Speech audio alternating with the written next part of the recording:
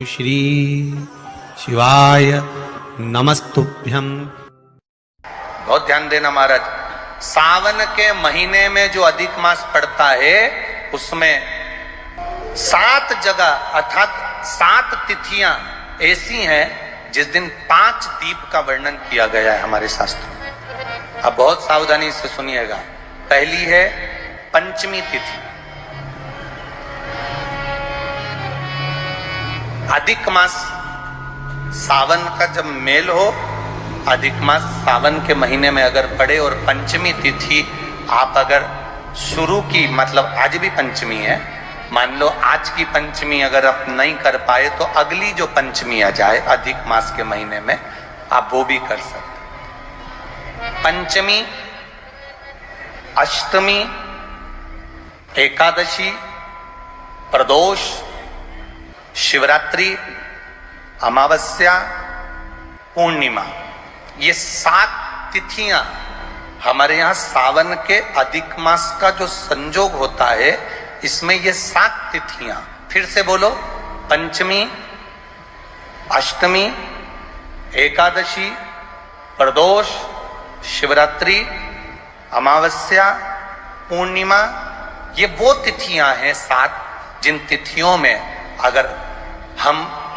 5 दीप घृत के, घी के 5 दिए अगर अपने दरवाजे के बाहर केवल भगवान की भक्ति के लिए, शिव तत्व की प्राप्ति के लिए, वैसे तो दीप लगाना चाहिए, तुलसी के क्यारे के पास लगा दो, मंदिर में लगा दो, या शिवालय पर लगा दो, या देवालय पर लगा दो। और इस कीचड़ पानी में अगर कहीं ना जा पाओ, अगर पानी वानी बरस रहा है, जगह जगह बहुत पानी है, भले इधर क्षेत्र में इतना ना दिख रहा हो पर अन्य क्षेत्रों में बहुत पानी है, तो कोई ना जा पाए तो भगवान का स्मरण कर कर उन दीप को भगवान के सामने प्रज्वलित कर कर 5 दिए इन तिथियों में, पंचमी, अष्टमी, एकादशी, प्रदोष, शिवरात्रि, अमावस्या और पूर्णिमा, जो सावन के महीने में अधिक मास पड़ता है उसमें ये 7 तिथियों पर जो 5 दीप भगवान के सामने प्रज्वलित कर कर अपने दरवाजे के पास में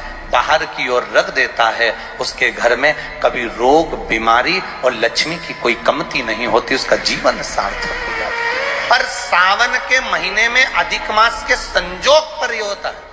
बाकी के समय पर अधिक मास कोई से भी अगर महीने में आ गया, आषाढ़ का आ गया, या कोई महीने में कार्तिक का आ गया अधिक मास, या कोई अन्य महीने में आ गया, तो उसका प्रमाण नहीं है महाराज। सावन के महीने में अगर अधिक मास पड़ रहा तो ये 5 तिथियां। अब कई लोग कहते हैं गुरुजी पंचमी हम 2 लें, 2 पंचमी आएगी, 2 एकादशी का वर्णन आ जावे, तो हम कौन सी? तो यहाँ एक भी अगर आप कर रहे हो 7 तिथियों में से एक भी अगर ये नहीं कर पाओ तो अगली कर लो, अगली नहीं कर पाओ तो ये स्मरण में रहकर उसको करा। भगवान शंकर का संवाद कहता है, शिव महापुराण की कथा वर्णन करती है। स्वयं शिव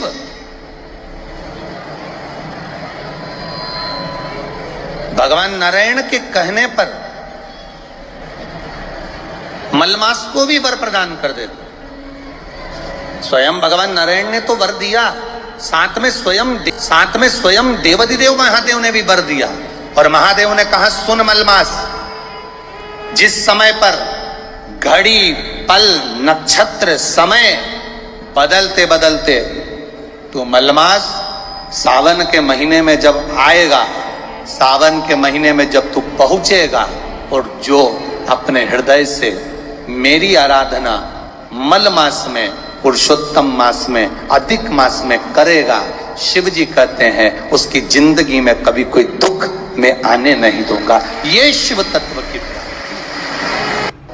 एकादशी के दिन जब आप जल शंकर को चढ़ाने तो रोज ही जाते हैं। जब एकादशी का दिन रहे और शंकर जी के मंदिर में आप जल समर्पित करें तो 3 बार मुख से स्वधा स्वधा स्वधा या स्वधा स्तोत्र का पाठ, जिसमें 12 श्लोक गंगा के जल में एकादशी के दिन 7 बेलपत्री डालकर जो नंदीश्वर भगवान अर्थात जो शंकर जी के शिवलिंग के सामने नंदी होता है, उस नंदी के चरण पर गंगा का जल चढ़ाकर बेलपत्री शिव पर समर्पित कर देता है, उसके घर में रुपया रुकना चालू हो जाता है, फिर वो गलत जगह पर नहीं जाता। जैसे गंगा के जल में तुलसी के 11 पत्ते डाले जाते हैं और उसको किसी भी नारायण के मंदिर में राम कृष्ण शिव शंकर नहीं, राम कृष्ण भगवान विष्णु दत्त आदि जितने नारायण के मंदिर हैं, उस मंदिर में किसी भी पात्र में, एक छोटे से पात्र में उसको भरकर रखी आते हैं महाराज, उससे भी जॉब सर्विस नौकरी में सफलता प्राप्त हो जाती है। परंतु वो भी एकादशी को ही होता है। कुछ देर तक पात्र को रखा जाता है, फिर वही पात्र का जल किसी भी वृक्ष के नीचे डाल दिया जाता है, उससे भी नौकरी के लिए फायदा मिलता है। एक बात याद रखना, अगर हमारे व्यापार नहीं चल रहा हो, दुकान धंधा पानी नहीं चल रहा हो, दुकान पर 24 घंटे बैठो तो व्यापार नहीं होता, घर में लक्ष्मी नहीं टिक रही हो, पैसा नहीं आ रहा हो, तो शिव महापुराण की कथा कहती है, नवग्रह शिव महापुराण की कथा कहती है, जो शुक्रवार की शुक्रवार बड़ के पेड़ के नीचे, पीपल के पत्ते के ऊपर, बड़ के पेड़ के नीचे की मिट्टी को गीला कर कर पीपल के पान पर, पीपल के पत्ते पर एक शंकर जी के शिवलिंग का निर्माण करो। क्या बनाना है? शंकर भगवान का शिवलिंग। शिवलिंग बनाकर उसकी बटकेश्वर महादेव के नाम से पूजन करो। 7 बार कच्चा दही चढ़ा दीजिए, उस दही को थोड़ा सा चम्मच में उठा लीजिए, उस दही को लाकर जहां तुम्हारा व्यापार है, जहां तुम कमाने के लिए बैठते हो, दुकान पर बैठते हो, उस दुकान पर उस दही से स्वस्तिक बना दीजिए और इस पीपल के पत्ते पर जो बटकेश्वर महादेव का तुमने निर्माण करा है, इसको ले जाकर विसर्जन कर दीजिए।